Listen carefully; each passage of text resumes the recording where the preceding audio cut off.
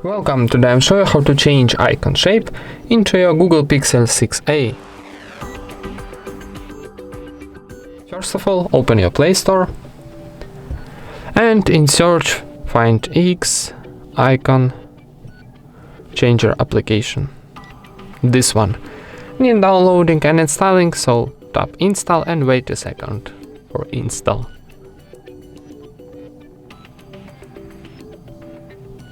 Now tap open. Need close ads firstly, and now choose your application what you wanna change.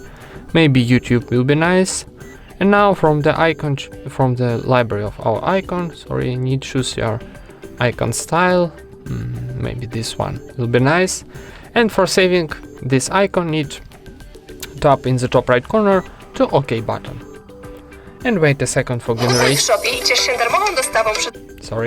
Need to wait for generating and sometimes close ads. Maybe a few times. And now tap add to home screen button. And we got success message, so go to our home screen. And here we got our new icon of YouTube apps. And that's it. Thank you for watching, leave thumbs ups and subscribe to our channel.